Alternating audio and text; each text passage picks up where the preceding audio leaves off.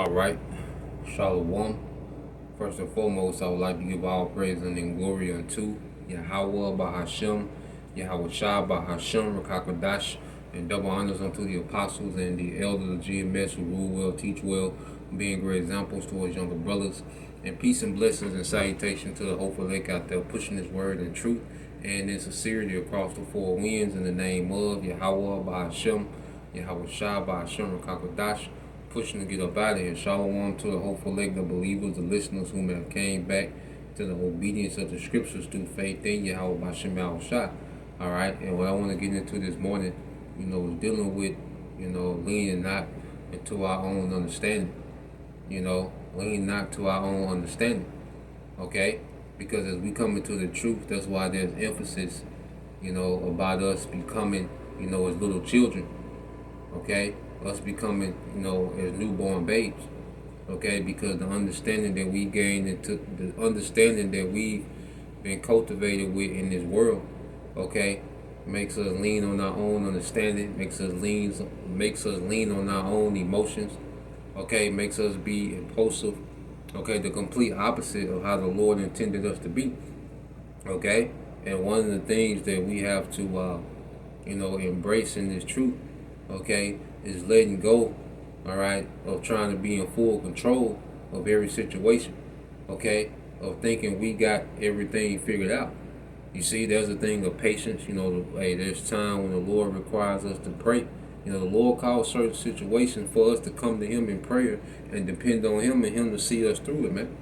But we live in a society, especially, you come from, certain, backgrounds, man. You gotta go get it yourself. You gotta be this go-getter. You gotta have it figured out. You gotta, go all out your way. You gotta do this and do that. Well, one thing about the truth, it breaks up that old man. It breaks up that spirit of trying to do too much. Okay? And I got some accounts I want to get into. I want to start off. But there's a thin line between being helpful and doing too much. There's a thin line between pride, okay, and confidence, okay? Because being helpful, well, we're being helpful according to where we're needed, okay? Doing too much is trying to do above and beyond what's required, okay, and things that don't pertain to us, man, okay? Pride, is having confidence. Pride is being confident in our own ability, and looking at every achievement as if it's something that we achieve. Okay, confidence, when you go into the scriptures, well, true confidence is having confidence that the Lord can help us overcome. The Lord can get us through anything. You look back at the achievements that we have, well, it's the Lord that made those achievements possible, man. Okay, when you go into the confidence of the scriptures, man, so it's a thin line, and speaking to myself first and foremost, man, and that line can get blurred with emotions. Okay, because when you go to Proverbs 3 and 5, it says, trust in the Lord with all thine heart, and lean not unto thy own understanding. You see, so we really got to trust in the Lord with all our heart, and the Lord is putting us through situations now to where we have to trust. We have to be patient. We have to come in here to prayer. We have to fast, man.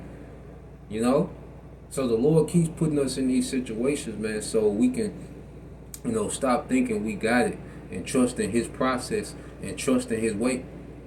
Okay? We can't come into this thing with the ways of the world, all right, and try to make that work in the truth, man. There's a lot of things that work for us in the world that don't work in the truth, man. There's a lot of behavior that was okay in the world that's not okay in the truth, man. It's a mindset that was okay in the world is not okay in the truth, man. And the Spirit addresses these things, and we have to make the adjustments, man. The truth is about continually making the adjustments in the Spirit, man. Continually, man. Okay? To be what the Lord intended us to be. All right? Because the Lord has a finished product in mind when it comes to the believers, man. Beginning with the men, the first fruits. Okay? The believers, the church. The Lord has a finished product in mind, man. That's why we have to continue to make those adjustments to become that finished product, and it's not based on our own understanding, man. Because like I say, emotions can justify almost any action. Any action that can be taken, well, emotion can justify that.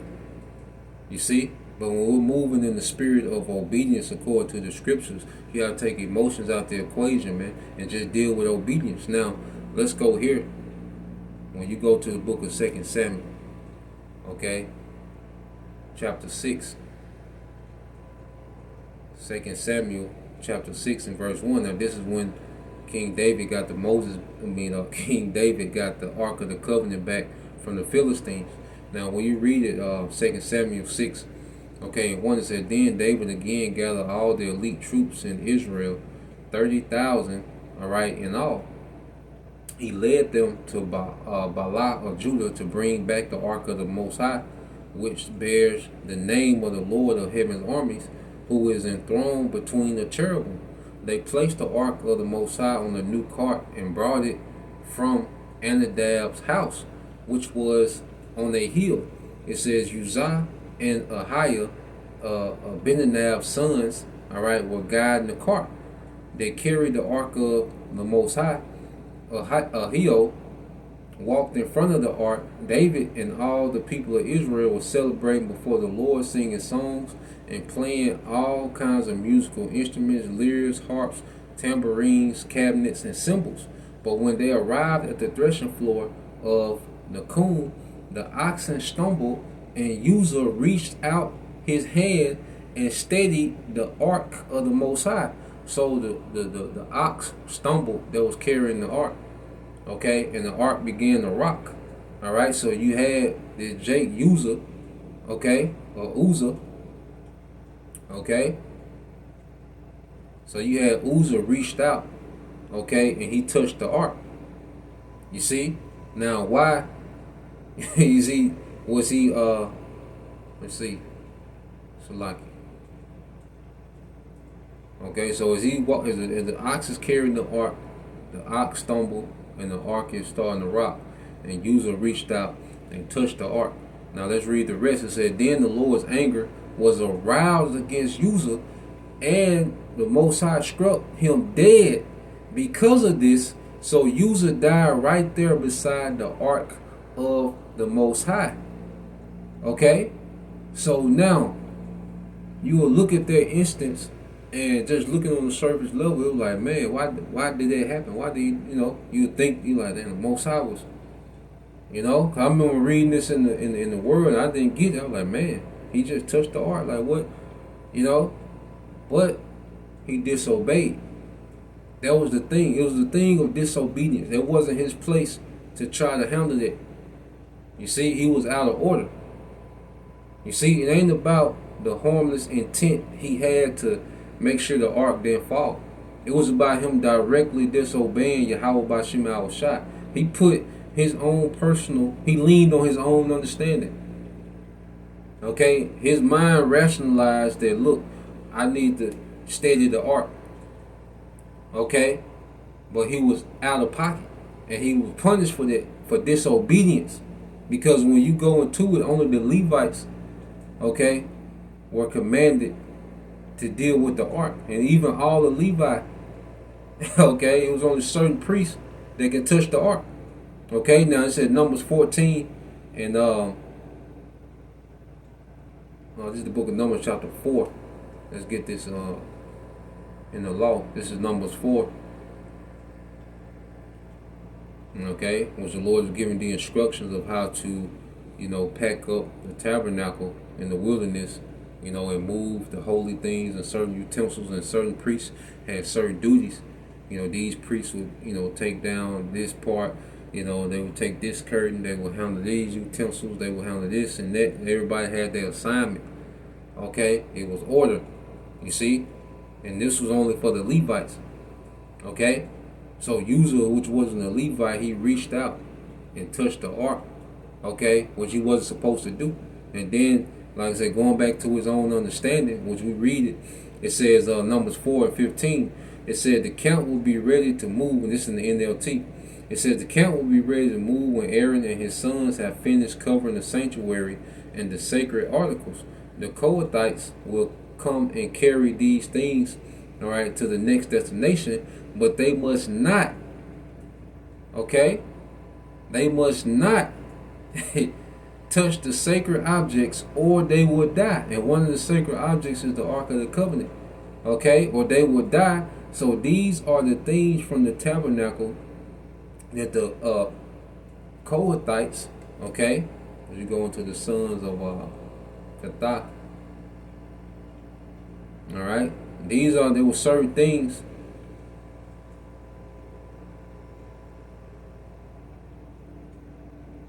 okay, that certain Levites, could carry, and there were certain things that they couldn't. Okay, and Uzzah, he was one of the ones, all right, that wasn't supposed to touch the ark, but in his mind, he had, all right, justified him touching the ark. Okay, his best bet would have been to be obedient, because if the ark would have failed, then that's just what it would have been. You see, and this thing is, you think the Most High gonna let his ark fall? If David just got it back, okay, you don't think the Most High could steady the ark? You see, and keep it up. And if it was meant to fall, it was meant to fall. Okay, and he would have been blameless. But when he reached out and touched the ark, he did what he wanted to do. Okay, he rationalized his action by emotions.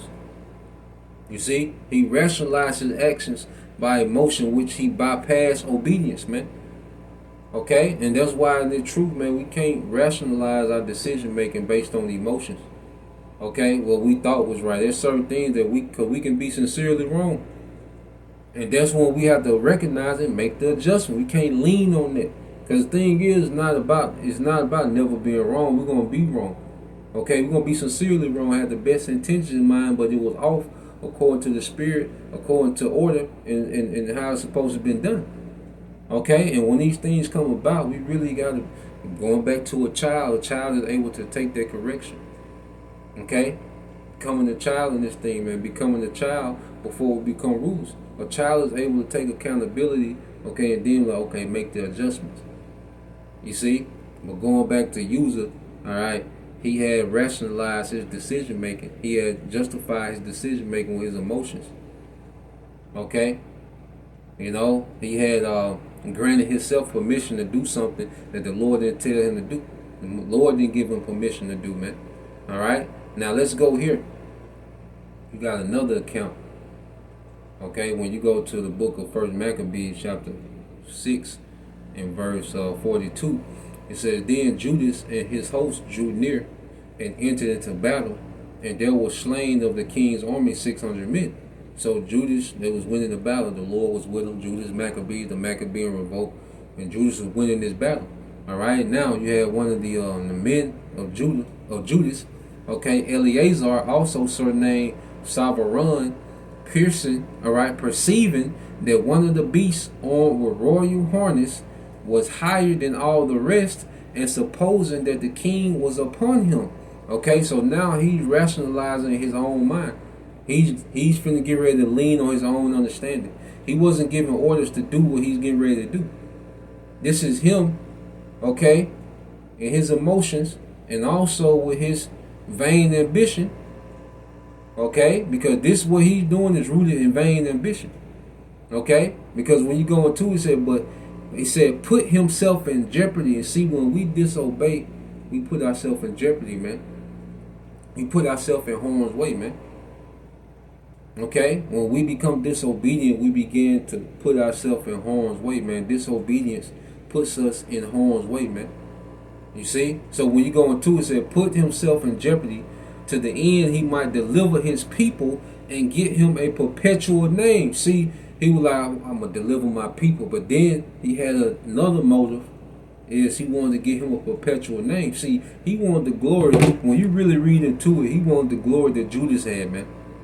Okay, when you really get into it. Because it was Judas's lot to have that glory, man. But that glory come with a lot of responsibility, man. Okay? That glory come with a lot of responsibility. Okay? And Judas was built for that. See, this guy, he wasn't built for that. That's why his decision making was off, because he was trying to operate, okay, in the lot that wasn't meant for him. He was leaning on his own understanding. So he was trying to operate in the lot that wasn't his lot. Just like Uzzah, he was trying to occupy and operate in the lot that wasn't his lot. Okay, you can look at it and justify the intent, okay, by the emotions, but when you go into the obedience, they was off. Okay, this guy here, he's finna go off. And see, And guess what?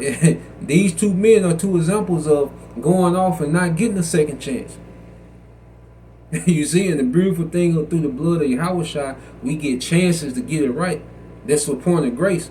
Because you keep reading, all right, it said, wherefore he ran upon him courageously through the midst of the battle, slaying on the right hand and on the left, so that they were divided from him on both sides. Now, you got to think about it. He was running through the crowd. He had to slay several men just to get to the elephant. So he already had gifts and skills that was useful for the mission, man. Okay, so he was a skilled warrior. He was a mighty man. He already had his own glory. That was his glory. But he wanted the glory of Judas. You see, his emotions had justified that he should have the glory of Judas, man. Okay, he wanted to make a perpetual name for himself, man. That wasn't he was going off. Okay, here it is. He's already a mighty man. He's helpful to the cause. He already has great ability. Okay, but no, he justified through his emotions that he should have a name like Judas. Okay, let's keep going. It says which done. It says which done when he did it, he crept under the elephant and thrust him under and slew him. Whereupon the elephant fell down upon him, and there he died. Okay, and it shows you that when you operate outside your lot, outside your capacity, okay, you become inefficient. You become short-sighted because it's not meant for you to operate in it. Okay, a shark ain't meant to climb trees. A shark has its glory, okay, in the environment that it's meant to be in. So when we try to operate and rationalize with our own emotions, okay, what we think we should be doing, and we're all guilty of it, man. You know, but it should be happening less and less as we grow in this thing. You see, and we should be willing to, when correction comes, you know, whether it's through the Most High, you know, causing things to happen, the Most High causing, you know, brothers to have counsel, so forth and so on, okay, then we should be in the spirit to humble down, receive the correction, and make the adjustment, man. Okay? Rebuke gonna come, counsel gonna come, admonishment gonna come. The Lord gonna intervene to show us, okay, we tripping. Hey, the thing is how we react to the correction. Okay, that's the thing. No one's above correction and no one's immune to it. Okay? It's gonna happen. But when it happens, how are we gonna react? Okay? We can't lean onto our own understanding, man. Okay? Because our own understanding, okay, is a setup for failure. Okay? This is why we have the scriptures. This is why we have the brotherhood. This is why, all right, we have, okay, order, structure. You see? So now, man, we want to operate, you know, within the office that the Lord, you know, gave us to operate in. With that's a, you know, whole nother lesson, you know, within itself, man. Okay, but you see, these two men, they didn't have the opportunity, okay, at a second chance. Okay, they became ambitious. They became willful. Okay, they justified their actions based on their emotions, and they leaned on their own understanding. And they didn't get a second chance. They didn't get a phone call. Okay, you see, they didn't get a nick or slap on the wrist. No, they out of there. Okay, and as we come to the clutch, and the Lord opened up in judgment, man, hey, it's certain things, hey, ain't no coming back from. You know, so we want to get these things corrected now. That mindset, and we want to be in that, get our mind in order now, get our spirits in order now. Okay, so that's the point. Just wanted to go into that. You know, Lord will, you brothers, all right, and you few sisters edified once again. Want to give all praise and glory unto Yahweh Bahashem, Yahweh Shah Bahashem, Kakadash, and double honors unto the apostles and the elders of GMS who rule well, teach well, being great examples to our young brothers. And peace and blessings, salutations, hopefully, shalom.